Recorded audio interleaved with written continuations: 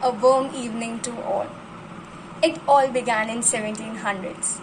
Back then, India was the most important country to Britain. It was highly populated and economically developed. There were states with governments that were just as complex as Britain's. Hence, they couldn't march in and take over just like that. The rule developed through the combination of military forces and alliances with the Indian rulers. After 200 years of rule, the Britishers were reluctant to leave India. They feared India would break out into a civil war between Hindus and Muslims. During independence, the country was parted into two nations, India, mostly residing Hindus, and Pakistan, mostly residing Muslims. There were disputes between the two newly formed countries for a long time.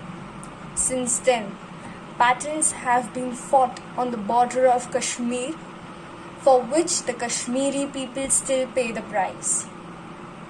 Soon, we will be celebrating the 75th year of independence. But let me ask you something. Do our women feel free? Are our kids safe today? Have we got freedom from corruption? What about freedom from caste discrimination? And caste reservation, of course. Are we free from our prolonged problems like poverty and unemployment? Violence against women is increasing day by day. Rape, female feticide, domestic violence, forced abortions, acid attacks, and the list goes on and on. It is not only about women, even children are not spared. The pitiful fact is that children are being sexually harassed and raped by relatives, strangers, and even teachers. Corruption is another major problem that is plaguing Indians and adversely affecting the economic system. Where independence means self-government, we Indians have to pay bribes to get a basic driving license, to traffic police, to clerks in the government. Is this freedom? Are we independent?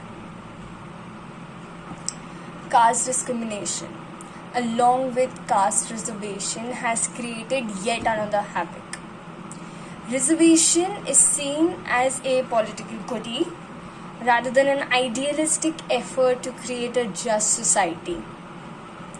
Reservation has probably encouraged the tendency of Indian political debate to focus on entitlements of groups rather than individuals, and distribution of opportunities rather than creation of more opportunities. Though we stand on 51 out of 165 in democratic ranking, if we see from a critical aspect, we are still somewhere around average. As per Freedom House's 2021 report, India has been declared partly free from free country as political rights and civil liberties in the country has lowered since Narendra Modi became PM in 2014, and has increased pressure on human rights operations and rising operations of journalists. The sudden lockdown announced by Narendra Modi in March 24th, 2020 has left lakhs of migrant workers stranded in big cities. So here's my question. Are we free? Have we got independence in true sense? Or is it still a long way to go?